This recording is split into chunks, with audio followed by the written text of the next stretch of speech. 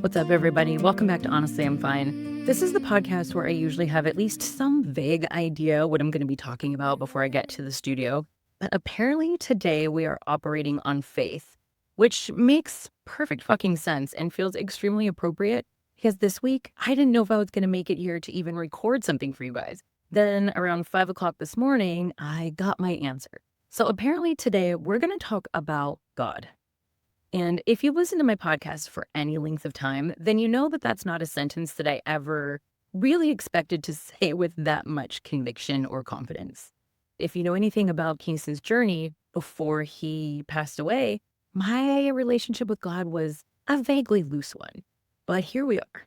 Before I get into why I woke up this morning and suddenly felt like I needed to come down here and talk about God and Jesus and religion, I should probably explain what my relationship with God really is. Because I talk about some pretty woo-woo shit on here. I think that's safe to say. I talk about signs and I talk about synchronicities and mediumship. I read tarot cards. I talk about asking Kingston for something incredibly specific. And then I come on here and I tell you the stories about how I found it. I talk about how my son communicates with me. And one of the questions that I get all of the time is, how does that work if you believe in God? If you believe that Kingston is in heaven, how can you also believe that he is communicating with you from heaven? That would be counterproductive to what religion says we can do. And I think the assumption underneath that question is that I am somehow religious. Let's be clear, I'm not religious, but I am definitely a believer in God, and those are two very different things to me. I don't belong to a church. I don't follow a particular denomination, and I'm not sitting here claiming to know exactly what heaven looks like or exactly what happens when we die. I'm definitely not qualified to give anybody a Bible lesson or host Bible study for that matter. What I do have, though, is a very distinct relationship with God. And actually, that relationship has only gotten stronger while I've also become more open to all of the stuff that people would probably put in the woo-woo category. I think that those things contradict one another, and it's difficult to explain how I can live in a world with so much contradiction. If I believe in God and I believe that God is capable of reaching us, why would I also believe that there's only one method of communication? Why couldn't God use something that I would recognize as Kingston? I just got goosebumps as I'm sitting here saying this.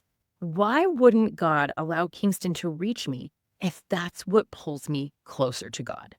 Why couldn't a sign, a dream, or a ridiculous license plate, or a perfectly timed song, or something so specific that it stops me in my tracks, be a part of my relationship with God? I don't know exactly where God ends and Kingston begins in some of these experiences. I'm actually very okay with that. I'm perfectly fine not knowing. That's actually what makes the relationship almost more exciting. Because this relationship with God didn't start with me reading the Bible and deciding what I was supposed to believe. A lot of it started with Kingston. There are two stories that stand out that Kingston once told me. And the first one was about Jesus. So when Kingston was diagnosed in 2018, he was diagnosed with a condition called posterior fossa syndrome.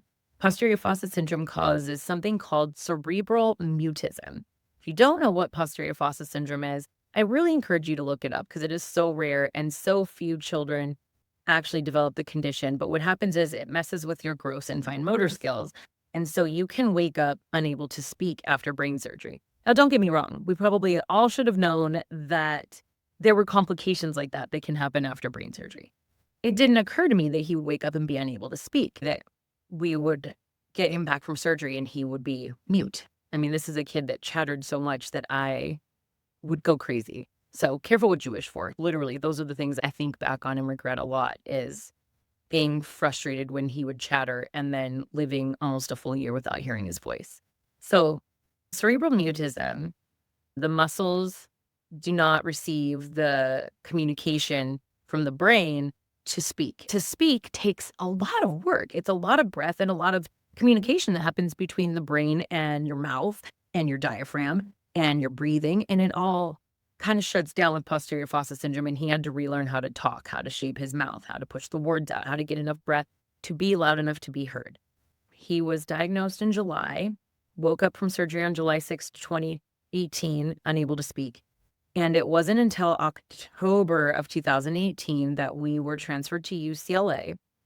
And I specifically remember that I was not allowed to ride in the ambulance because I had been banned from one of the children's hospitals. And that's why we were transferring to UCLA in the first place.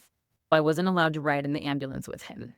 I remember handing him this stuffed octopus, and they shut the doors, and I followed behind them on the way to UCLA from Orange County. And when he got to the ambulance bay, they opened the doors, and he was smiling this huge smile.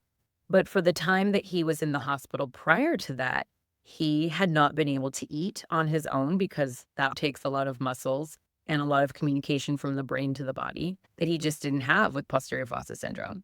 So when he gets out of the ambulance, to see him smile was actually something that he could do pretty well right away, but not a big toothy smile. It was definitely smaller, but this one was like his face was back, working again. And so we get into the hospital and they situate us in the room. Kingston hadn't spoke since July, so August, September, October. So 3 or 4 months, he could really just kind of make sounds or whine. He could laugh. But when we got up to the room, he was sitting on the bed. And I said, I missed you, because I wasn't allowed to see him for those 90 days that we were separated. And I said, I missed you. I love you. And I remember kissing his face. And he says, Mom. And I remember taking this massive breath and, oh my God, you're talking. You said, Mom. And he says, Mom. And I actually have a clip of it. I'm going to play that clip right here where he says, Mom on video, and you can see just the joy in his face when he was able to say it again. Knowing that story, that after 3 months of being separated, that we weren't able to communicate with words and he wasn't eating, it was after that he had a donut. And every day his communication got stronger and better. And it was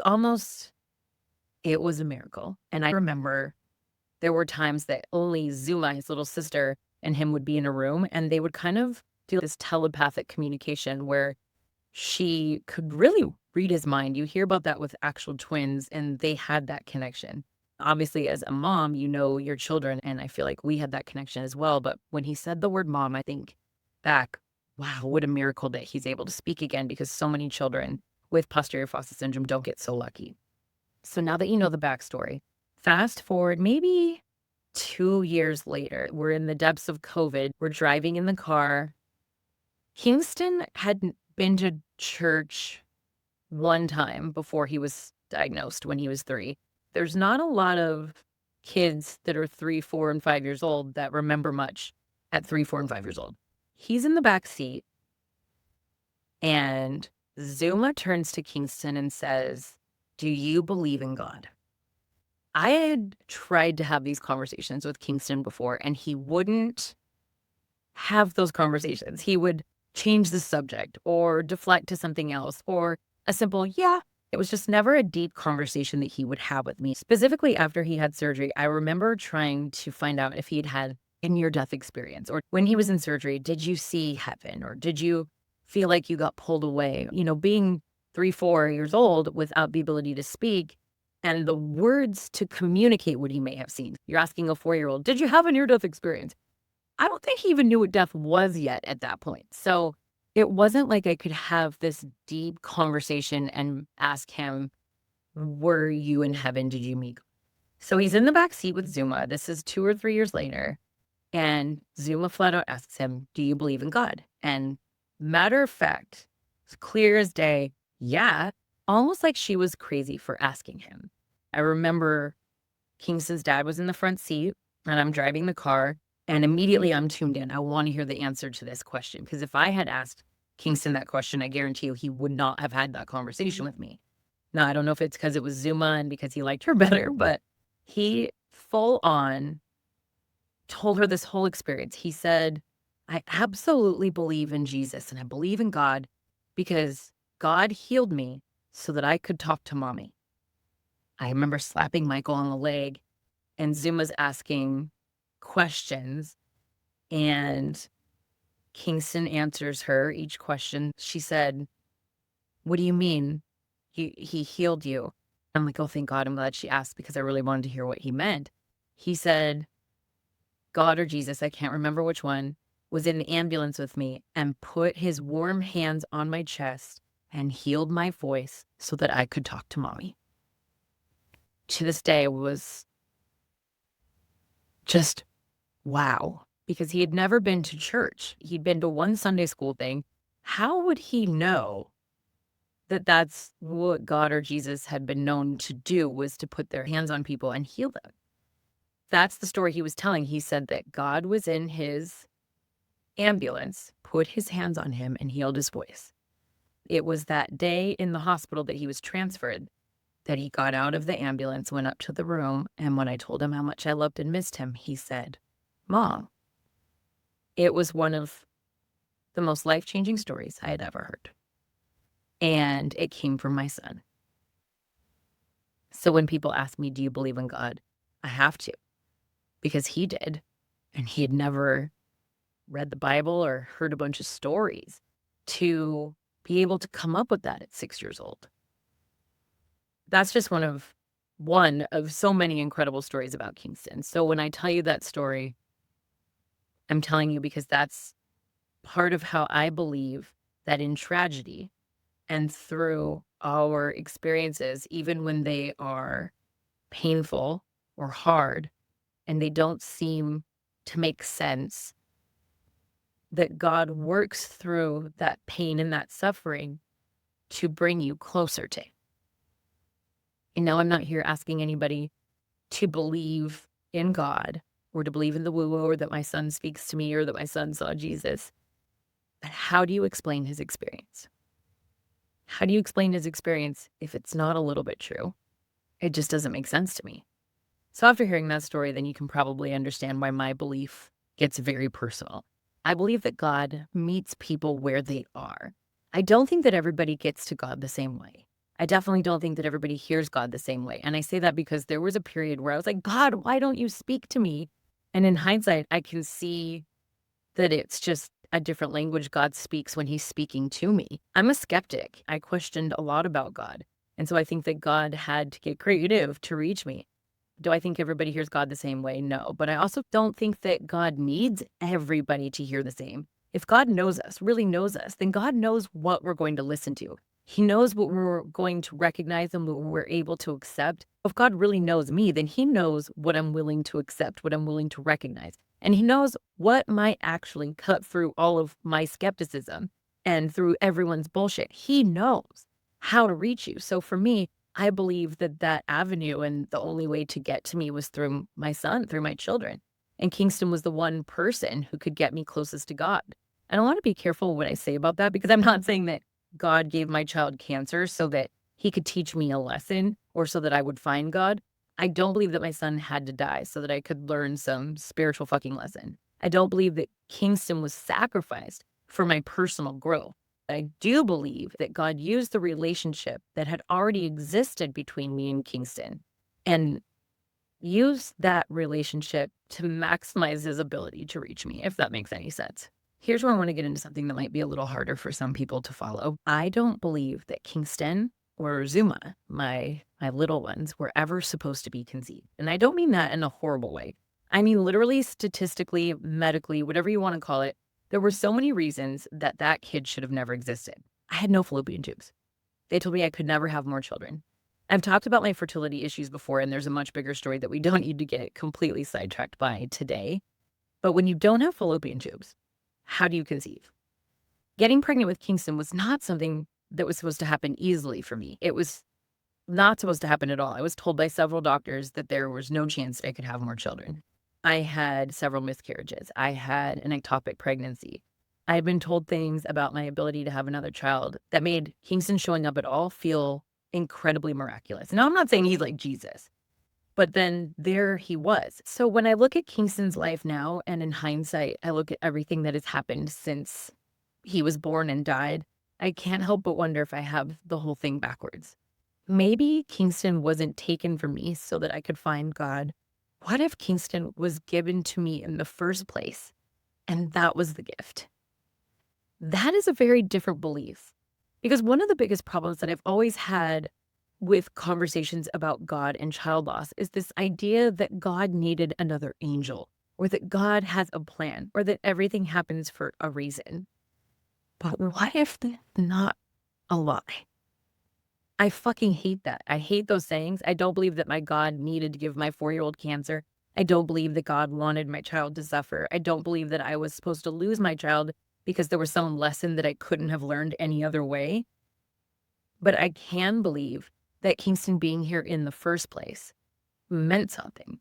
Some people believe that they are blessed with children because they have it all figured out. I don't believe that that's why Kingston was placed into my life. I don't think that God gave me my children because I was ready. I think he gave me my children because I wasn't and I was lost. There was a point in my life that I was so lost and I honestly didn't know how I was going to take care of them. I wasn't grounded. I wasn't connected to God. I wasn't moving through life with some clear sense of purpose. I was surviving badly. I was making mistakes. I was trying to find something that made me want to stay alive. And I was just doing terrible things. But looking back now, I believe that God knew exactly what would bring me back to life.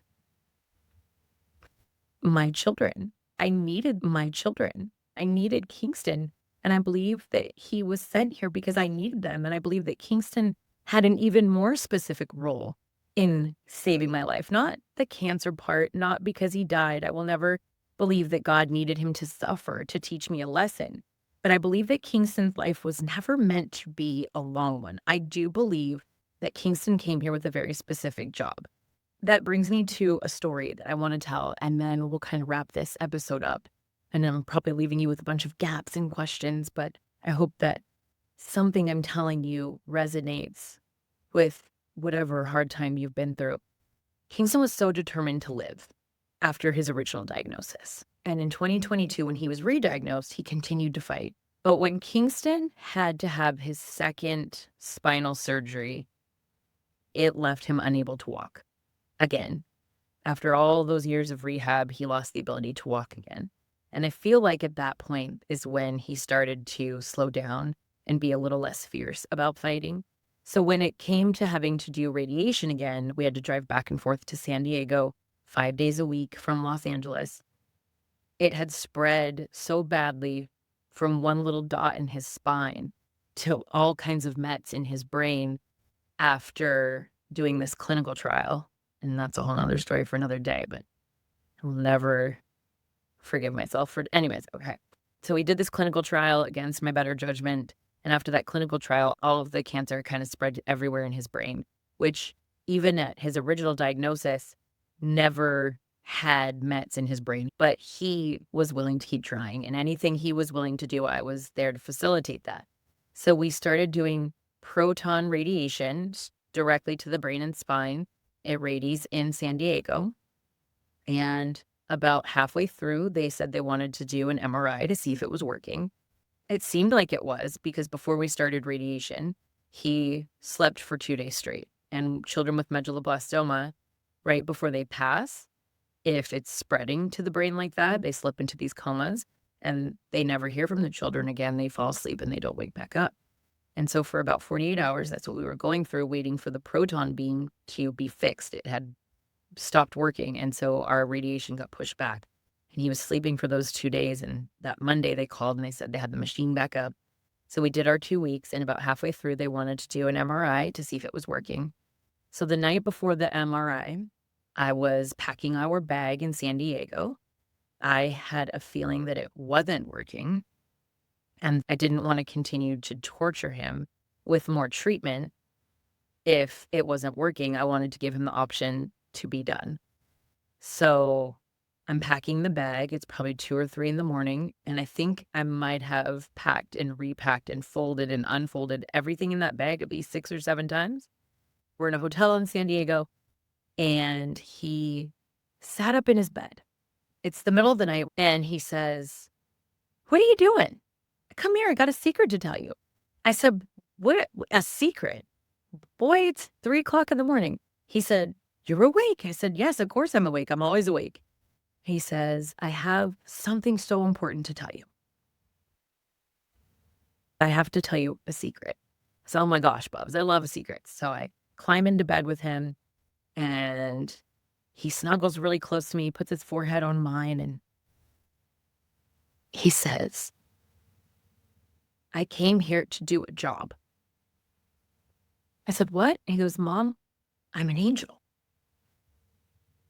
I'm an angel and I work for God. I said, you are an angel. You are the sweetest boy I've ever met. Of course, I would agree. He goes, no, no, no. I'm a real angel and I work for God. And God gave me a job, but my job is almost done and I'm going to have to go soon. And I remember staring at him like, obviously, it's not working. The tumors must have grown because he is saying crazy things. He is talking crazy talk. And he grabbed my face the way like a parent would, where you squish their cheeks. He grabbed my face and he said, I came here to do a job, Mommy, and my job was you. And it's almost done. I said, okay. I'm sure you did a great job. Whatever that was, like you've done such a great job. You changed my life. You made everything better. There were children in other countries that saw Kingston's resilience and his journey back to being able to walk and to play baseball, even if he ran a little funny. There were kids whose lives were changed because they saw what he could do, that they traveled here and they were able to do the same treatment that Kingston did.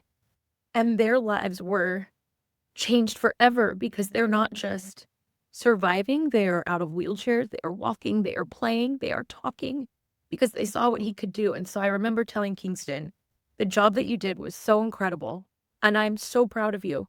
And he said, no, no, no, Mommy, my job was you. And to this day, I can't say that I know exactly what Kingston's job with me was, but I think it's safe to say that his job was to rebuild my faith in God, to create a faith in God, because I didn't have that relationship before Kingston died. I feel like Kingston had always known what he was here to do because he was never afraid. He was the light in everyone's life. He made everyone's life better when his was unfair, when his was hard. And he did everything he could to make everyone else happy and laugh and smile without ever complaining. And there's something so miraculous in that way of living. Whew. So after all of that, that's why I believe that Kingston and God are actually working together. And I know how that sounds. I promise you I do. But after everything that I've been through and everything I've experienced and everything that Kingston told me while he was alive and everything that's happened since he died, that's my belief now. Kingston told me before he passed that I had to tell people that God was real. And then he came to me in a dream and he said, you haven't told people God is real. Don't forget to tell people that God is real. And here's where I have to call myself out a little bit. I have not really done that. I do it in private. I've talked about signs publicly. I've been really afraid to talk about God and my relationship with God because people tend to question all of those things. I know they question the woo-woo and the spiritual stuff. I've talked about signs. I've talked about Kingston communicating with me from the other side. I've talked about my spirituality changing and synchronicities and all of that woo-woo shit. I've talked about grief. I call people out who say terrible things to grieving parents. I've argued with strangers on the internet for no fucking reason other than to make myself feel better. I've made jokes about dead kid grief that probably made half of you wonder if somebody should be supervising me when I'm on the internet. I have been willing to say a lot of uncomfortable shit publicly, but I have been really scared to say this and really afraid to talk about God. But I believe in God. I don't think maybe there's something else out there. I don't think it's just the universe. I don't think there's some vague spiritual energy. And I feel like I can't talk about that stuff without making people uncomfortable. But I think that I've been hiding behind a lot of other stuff because weirdly, it felt safer than telling people that I think that the woo-woo and God can exist together. It's socially acceptable right now to talk about manifestation and signs and repeating numbers and energy and the universe. I can tell you that I asked my dead son for a sign and that he came through 20 minutes later. Somehow that feels less vulnerable than me sitting here and telling you that I have this new inexplicable relationship with God because of my dead son, because my son talks to me through God. People have so many opinions. People hear religion, though, and they hear politics and they judge. And there's so much judgment. They take whatever experience they've had with church or Christianity or somebody who used God as an excuse to treat other people like shit and do bad things. I understand all that, but that's not what I'm talking about. I'm talking about my relationship with God.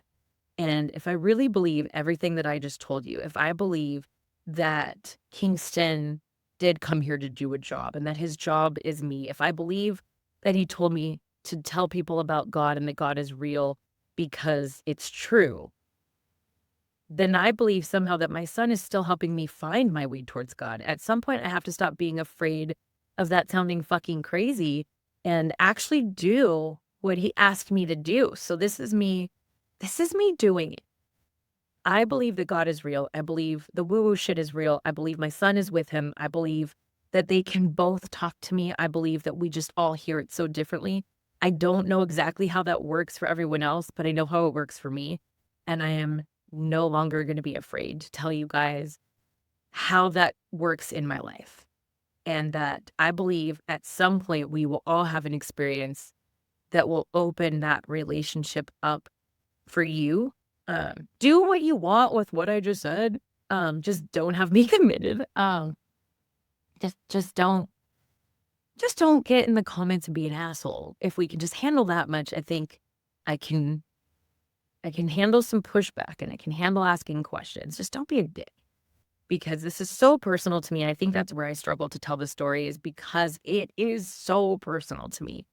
It's been scary to get to a place to be able to share something so personal because people are going to have opinions about it. But I felt like I needed to share that this morning because at 5 o'clock in the morning, I woke up and I saw this post that somebody shared with me. This woman lost her 12-year-old in a car accident, and she said something to the effect of, I believe that God can teach us and God will bring us closer to him through suffering. And isn't that the gist of what the story was? Like, he gave his only son. He suffered to save his children. And I'm not saying Kingston had to suffer to save me. I don't think Kingston was ever supposed to be here in the first place. I think that there's a job that I'm supposed to do. Now, I'm not saying I'm so important that my son had to die. That's not what I'm saying. But what I'm saying is that God knew that there was something I was supposed to say or do in this lifetime, that with what I was doing in my life at the time and how I was living and how my relationships were and what my relationship with God was, that I was never going to achieve my higher purpose. I was not going to do what I came here to do. And my soul has a purpose. My life is meaningful and there's something that I'm meant to do. I do think that I don't want to say everything happens for a reason, but I believe that there is a purpose to everything that we go through. I think that's just me changing the words and saying everything happens for a reason, but I don't want to say that my kid died to save my life. But what if he did? And that's just really the question I have to leave you with. Not that I believe my son died to save me. I believe my son lived so he could save me. I know how crazy that sounds. So just to be clear, I don't believe that Kingston died to save my life. I believe that my son lived to save me. And those are such very different things. I don't believe that God gave my son cancer because I needed a hard-learned lesson. I don't believe that God needed Kingston to suffer so that I could become a better person. And I absolutely don't believe that God took my child away from me because there was something that I had done that was so bad that I needed to be punished. I don't believe that the lesson came from losing Kingston. I believe that his life was the lesson, that Kingston's life was the gift.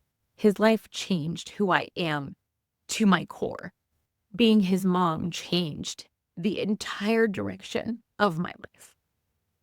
And if everything Kingston told me was true, let's say it is, if he really believed he was an angel, if he really does work for God and that his job was me, maybe his job was to live so that I could learn to live like Kingston, to bring me close enough to God so that I would be willing to have this conversation.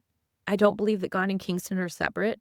When I get signs now, I believe that they work together. I think that they are up there placing bets, like, how long till she picks up on this one? Or how many times do you think she'll do it wrong before she gets it right? I actually picture them up there legitimately playing poker, and Kingston's like, no, I know her. I've spent a lot of time with her. She's gonna fuck this up at least 4 or 5 times. But I've just been so scared to admit all of this out loud, and I felt like it was time to share that through my experiences, I've become a better person. And as shitty it is to have to miss your kid, because you shouldn't, it's unnatural and it's not supposed to happen. But I needed to say it today. I needed to do what he asked me to do. And I think that it was the perfect time to do that. His 2-year anniversary of his passing was on July 18th. His birthday was last Wednesday, July 29th. So happy birthday, Kingston. I'm out here doing exactly what you asked me to do. And I hope that I am doing it the way that you would have wanted me to. I hope that you see me. I hope I'm doing it in a way that makes you so proud. I don't know if this episode is going to make anybody believe in God or the woo-woo. That's a pretty aggressive goal for a Monday morning. But hopefully it makes somebody question what they thought they knew. Maybe it makes one of you a little bit more willing to pay attention. Maybe somebody listening had something happen and they've been explaining it away because they're afraid of sounding crazy. Or maybe you listen to this entire episode and you still think this woman is batshit. That's fine. That's cool.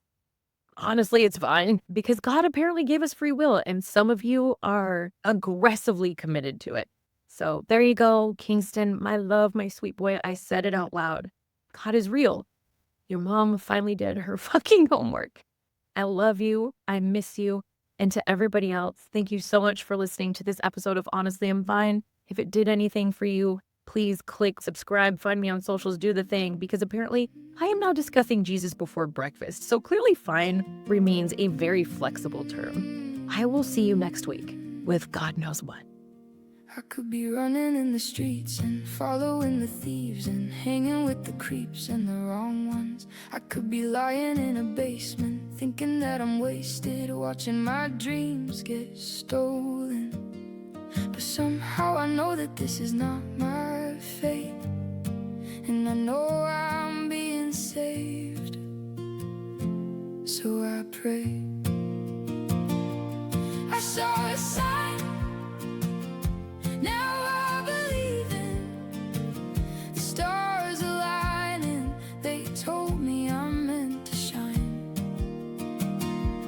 I saw a sign. Now I believe it. I'm not even lying. I know now that God is real. God is real.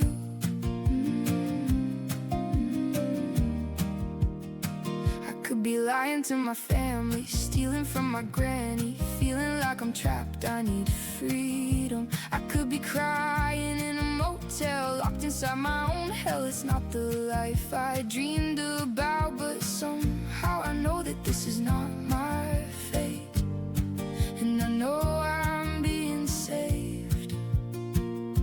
So I pray.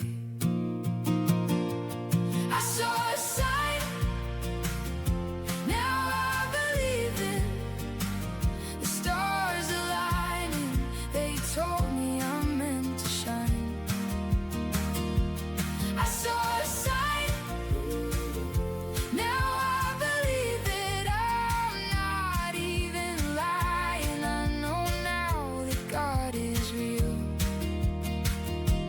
God is real.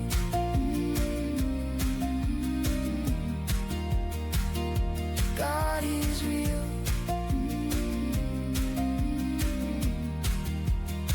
I could be sleeping in a tent now, wondering where I went wrong, looking at my pictures of the old days. I could be sitting in a jail cell, my name would never ring a bell, thinking to myself, what happened to the old me?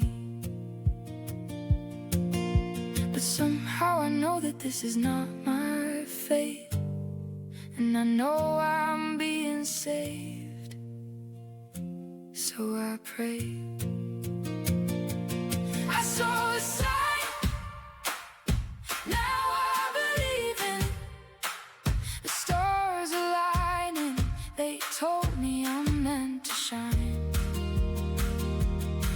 door.